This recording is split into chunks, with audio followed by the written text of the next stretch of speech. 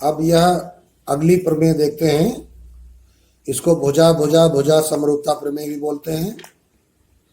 मुख्य प्रतिज्ञा देखिए क्या है। यदि दो त्रिभुजों की संगत भुजाएं समानुपात में हो तो इनके संगत कोण समान होते हैं। यहां हेडिंग डाल लीजिए, मुख्य प्रतिज्ञा। चूंकि यह एक प्रमेय है इसलिए हेडिंग डालना जरूरी रहता है। फिगर बनाते हैं। जैसा कि तुम्हें बताया गया, एक त्रिभुज थोड़ा सा बड़ा बनाते हैं और दूसरा त्रिभुज थोड़ा सा छोटा बनाते हैं। नामकरण कर देते हैं। A B C P Q और ये आर, और इधर ज्ञात है। क्या ज्ञात है? यदि दो त्रिभुजों की संगत भुजाएं समानुपात में हो, अर्थात ये दो त्रिभुज है यहां पे, त्रिभुज ए बी सी तथा त्रिभुज पी क्यू आर में ए बी पहले त्रिभुज की भुजा बटे पी क्यू दूसरे त्रिभुज की भुजा बराबर बी सी पहले त्रिभुज की भुजा बटे क्यू आर दूसरे त्रिभुज की भुजा बराबर ए सी पहले त्रिभुज की भुजा बटे पी आर दूसरे त्रिभुज की भुजा। ये आपको ज्ञात है। सिद्ध करना है कि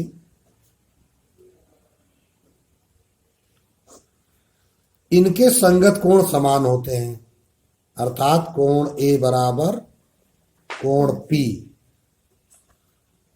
और दूसरा कोण बी बराबर कोण क्यू और तीसरा कोण कोण सी बराबर कोण आर। ये तुम्हें सिद्ध करना है। अब आते हैं उत्पत्ति।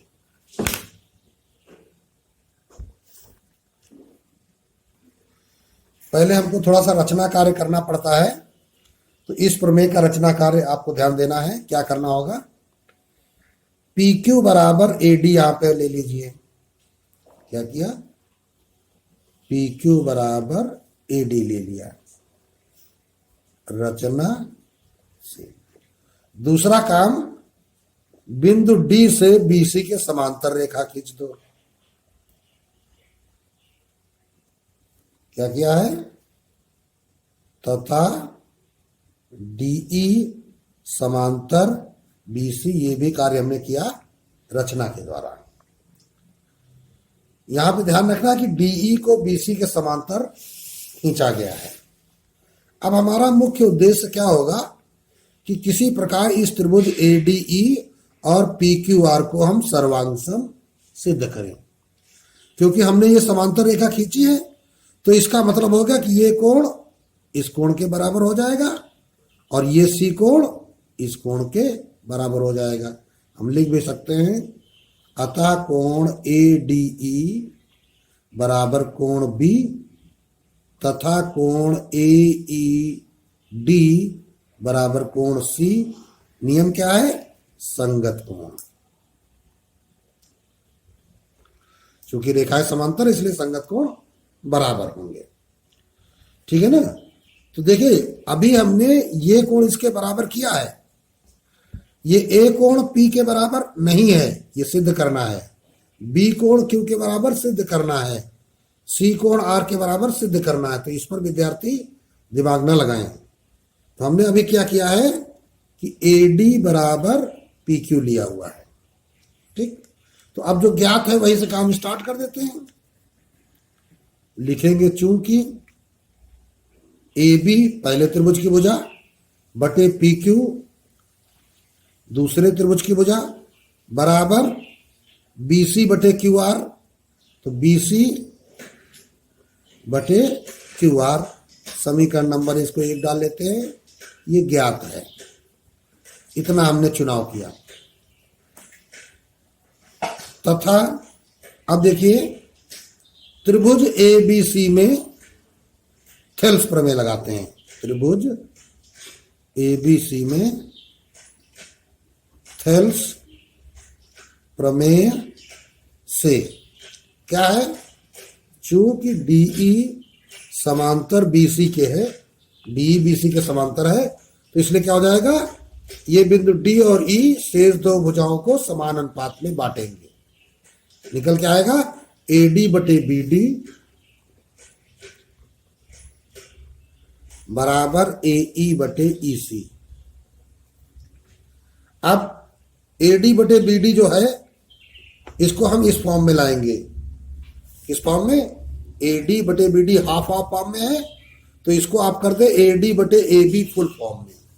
तो पहला काम तो इसको व्युत्क्रम करें, तो बीडी बटे एडी बराबर ईसी बटे एई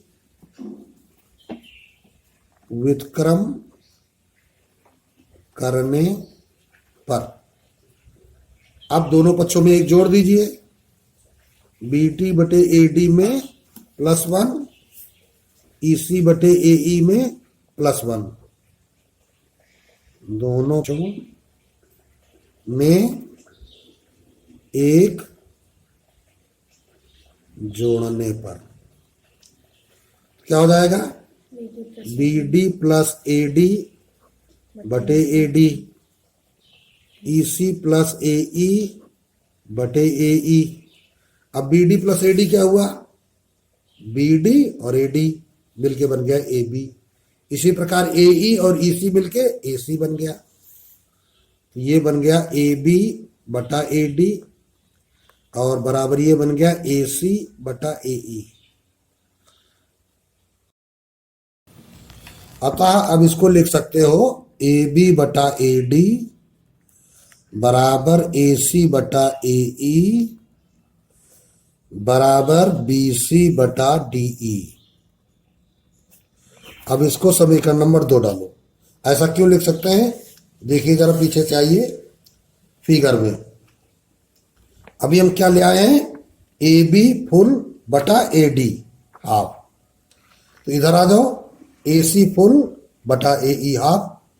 तो ये त्रिभुज है, इसकी भुजाओं में अनुपात हमने क्या निकाला कि ये बड़े त्रिभुज की भुजा बटे ये छोटे त्रिभुज की भुजा, ये बड़े त्रिभुज की भुजा बटे ये छोटे त्रिभुज की भुजा। तो तीसरी भुजा में भी क्या बन जाएगा, ये बड़े त्रिभुज की भुजा बटे ये छोटे त्रिभुज की भुजा। इस प्रकार ये बन जाएगा, जैसा कि तुम्हारा यहां पे ज्ञात था AB बटा PQ, AB बटा PQ। तो अब PQ क्या है, ये छोटे त्रिभुज की भुजा के बराबर में आ रहा है। ठीक, BC बटा QR, तो BC QR से संबंध है, तो हमने BC का DE से संबंध लिखा। AC का PR से, AC का PR से, तो AC का AE से संबंध है। तो इसीलिए हमने क्या किया है, अब इसको शामिल कर लिया है। जब हमने ये सिद्ध कर दिया AB बटा AD, तो फिर हम कह सकते हैं BC बटा DE। ठीक है, तो अब ये तुम्हारा काम ये हमने लिख दिया। ठीक, अब एक बात देखिए, ध्यान दीजिए। अभी शुरुआत में फिगर पर आपने क्या किया था कि AD बराबर PQ आपने लिया था। चूंकि AD बराबर PQ, अतः समीकरण 1 में यह मान रखने पर, तो समीकरण 1 को बुलाइए, AB बटा PQ लिखा है तो हो जाएगा AD बराबर BC बटा QR। ये समीकरण नंबर 3 बन गया। अब समीकरण 3 और 2 को आप ध्यान से देखिए। 2 में क्या है, AB बटा AD, 3 में क्या है, AB बटा AD। यहां देखिए BC बटा DE, यहां देखिए BC बटा QR। तो ये बीच वाले को नगण्य मानते हुए ये इसके बराबर, ये इसके बराबर, तो दोनों की जब तुलना करेंगे, समीकरण 2 व 3 की तुलना करने पर क्या हो गया कि DE और QR भी बराबर होंगे। DE बराबर QR, ठीक है ना, DE बराबर क्या हो जाएगा, QR हो जाएगा। और एक बात, इसी प्रकार तथा इसी प्रकार जो AE होगा वो तुम्हारा पी आर के बराबर हो जाएगा। ऐसा कैसे हो जाएगा, जरा देखिए।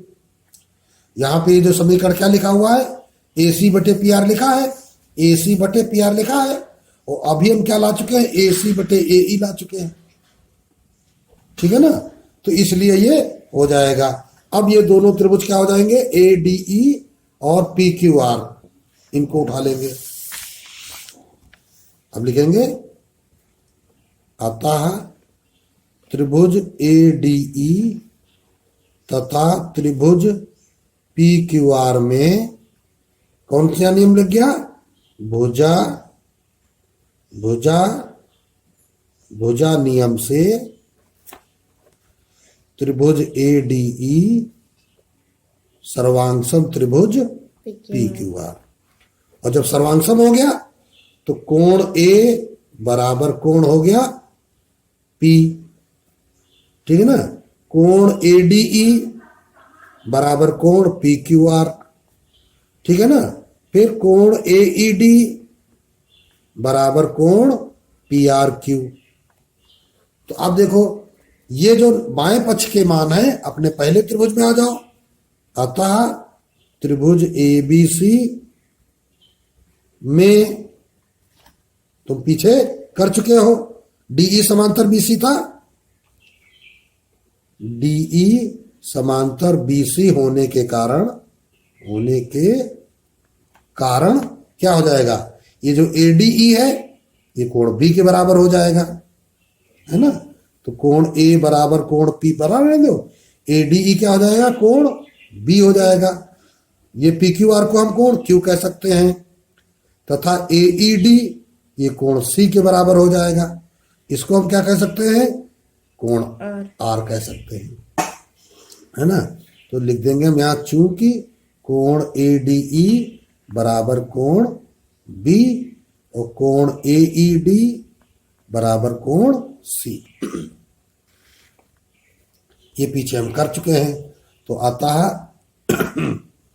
दोनों त्रिभुजों के संगत कोण समान होंगे। ये आपकी प्रमेय कंप्लीट हो गई।